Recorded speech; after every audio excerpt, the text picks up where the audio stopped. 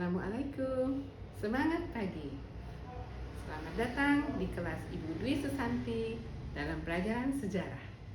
Salam Historia Magistra Vitae, bahwa sejarah adalah guru terbaik dalam kehidupan. Hari ini kita akan membahas tentang perkembangan agama dan kebudayaan Hindu-Buddha di Indonesia. Kali ini kalian akan menyimak video tentang perkembangan agama dan kebudayaan Hindu-Buddha di Indonesia. Selamat menyaksikan. Salam jas merah. Jangan sekali-kali meninggalkan sejarah. Pada video sebelumnya, kita telah membahas masa praaksara di Indonesia.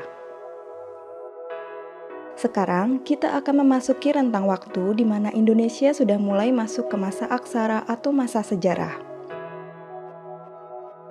Awal dimulainya masa sejarah setiap bangsa dan negara berbeda-beda, tergantung dengan artefak tulisan tertua yang ditemukan di negara tersebut. Di Indonesia sendiri, artefak yang memiliki aksara muncul pada masa kerajaan Hindu-Buddha di Indonesia. Agama dan kebudayaan Hindu-Buddha mulai masuk ke Indonesia sekitar abad ketiga Masehi. Sebelumnya, masyarakat Indonesia masih menganut animisme dan dinamisme. Animisme yaitu kepercayaan pada roh nenek moyang yang mendiami suatu benda. Sedangkan dinamisme yaitu kepercayaan bahwa segala sesuatu memiliki kekuatan gaib. Penyebaran agama Hindu-Buddha di Indonesia berkaitan erat dengan hubungan dagang antara Indonesia dengan Cina dan India. Sambil berdagang, para pedagang asing berinteraksi dengan penduduk setempat dan mengenalkan agama serta kebudayaan Hindu-Buddha. Para ahli sejarah mengemukakan beberapa teori mengenai masuknya pengaruh Hindu-Buddha ke Indonesia.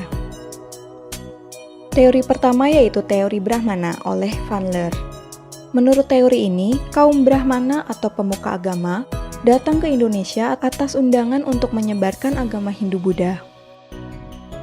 Teori kedua yaitu teori kesatria oleh Bosch, di mana penyebaran agama Hindu-Buddha dilakukan oleh para kesatria dan prajurit. Teori Waisya oleh Krom menyatakan bahwa pengaruh Hindu-Buddha disebarkan oleh para pedagang. Sedangkan menurut Van Faber, penyebaran Hindu-Buddha dilakukan oleh para pekerja India seperti pelayar dan nelayan yang disebut juga dengan teori Sudra. Ada juga teori arus balik, yang menyatakan bahwa orang Nusantara belajar agama ke India dan menyebarkan agama tersebut setelah kembali ke Nusantara. Dari teori-teori tersebut, dapat disimpulkan bahwa proses penyebaran agama Hindu-Buddha terbagi menjadi dua. Yang pertama yaitu masyarakat Nusantara berperan pasif dengan mempelajari agama Hindu-Buddha melalui masyarakat India dan Cina yang datang ke Nusantara.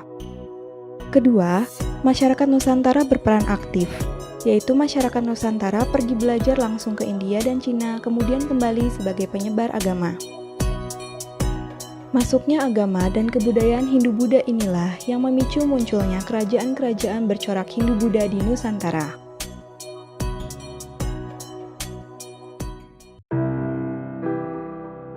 Kerajaan Hindu tertua di Indonesia yaitu Kerajaan Kutai Martapura yang berdiri pada abad keempat Masehi.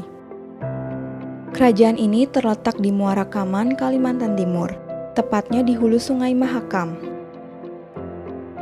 Kerajaan ini didirikan oleh raja pertamanya yang bernama Kudungga.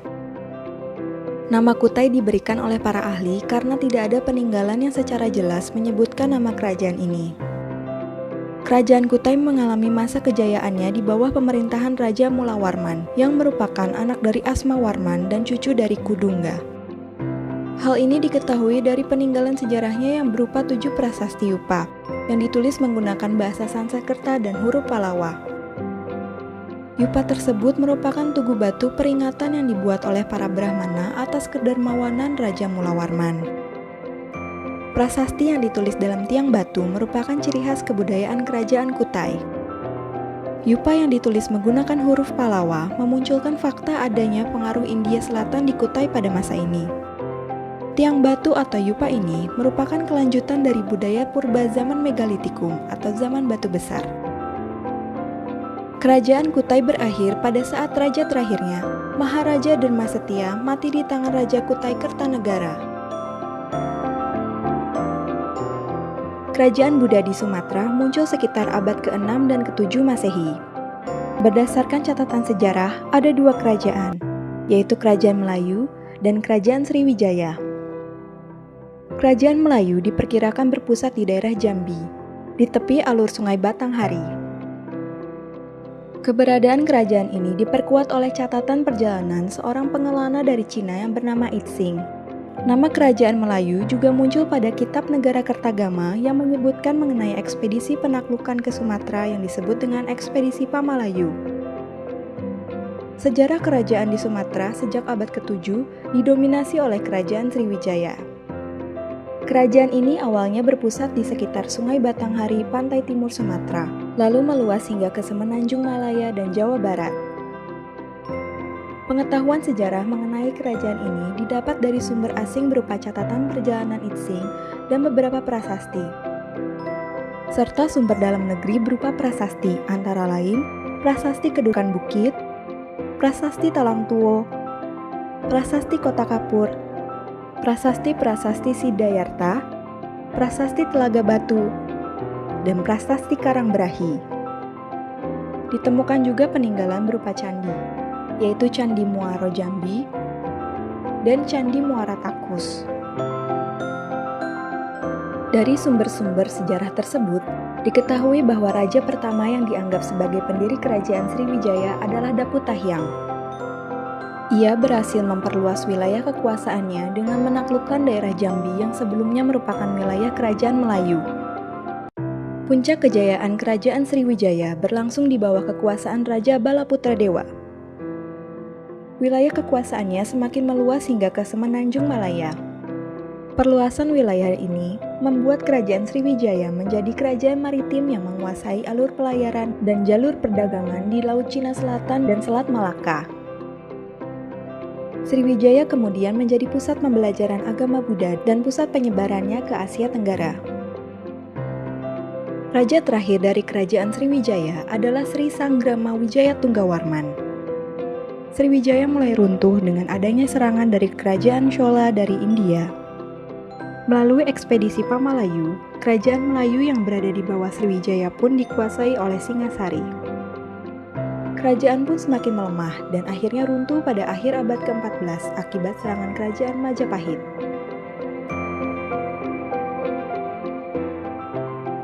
Pada abad ke-4 hingga ke-7 Masehi, kerajaan yang berkuasa di wilayah barat Pulau Jawa adalah Kerajaan Tarumanegara.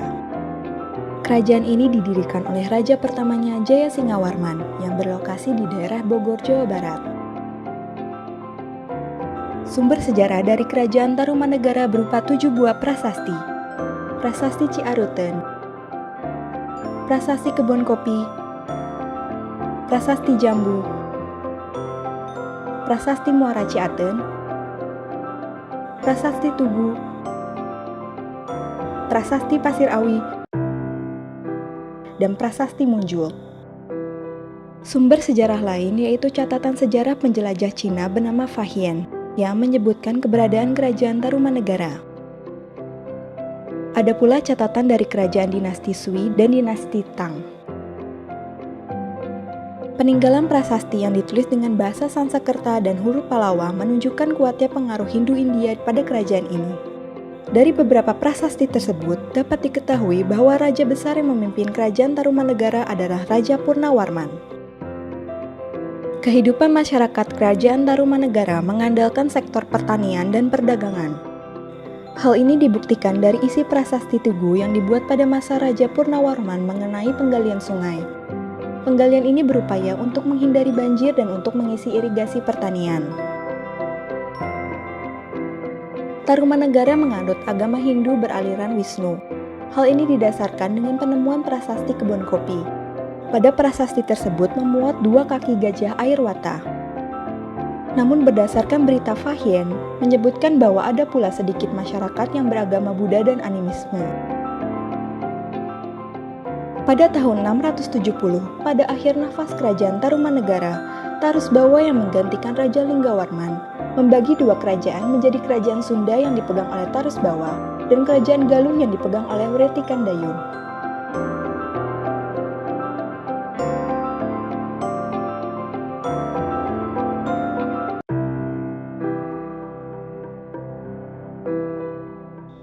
Kerajaan ini kemudian berkembang menjadi kerajaan Pajajaran yang awalnya bertempat di Galuh, Jawa Barat. Berdasarkan penemuan prasasti Sang Hyang Tapak, diperkirakan bahwa pusat kerajaan dipindahkan dari Galuh ke Pakuan Pajajaran di Jawa Barat bagian tengah dengan raja yang berkuasa yaitu Sri Jayabupati. Selanjutnya, pada masa pemerintahan Linggabuana, kerajaan Pajajaran sempat terlibat dalam perang bubat dengan kerajaan Majapahit yang saat itu diperintah oleh Hayam Wuruk. Sumber-sumber rujukan tertua mengenai adanya perang ini tercantum dalam Serat Pararaton serta Kidung Sunda. Kerajaan ini mengalami masa keemasan pada masa pemerintahan Sri Baduga Maharaja Ratu Jayadewata, atau lebih dikenal dalam literatur Sunda sebagai Prabu Siliwangi. Di Bogor, dibangun pura untuk menghormatinya, bernama Pura Parahyangan Agung Jagatkarta. Pada masa pemerintahan Ratu Jayadewata, mulai ada penduduk Pajajaran yang menganut agama Islam. Pada pemerintahan selanjutnya, kerajaan Pajajaran runtuh akibat serangan bertubi-tubi dari pasukan kerajaan Islam Banten.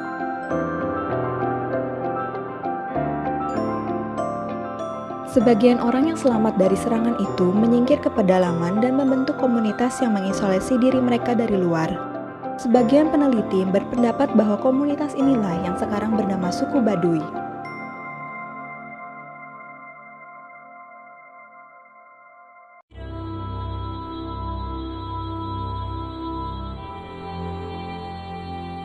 Kisah kerajaan-kerajaan Hindu-Buddha di Indonesia tidak terhenti sampai di sini. Pengaruh Hindu-Buddha di Indonesia masih terus berlanjut dengan diwarnai berbagai konflik dan perebutan kekuasaan. Kisah kerajaan Hindu-Buddha dan para penguasanya akan berlanjut pada cerita selanjutnya.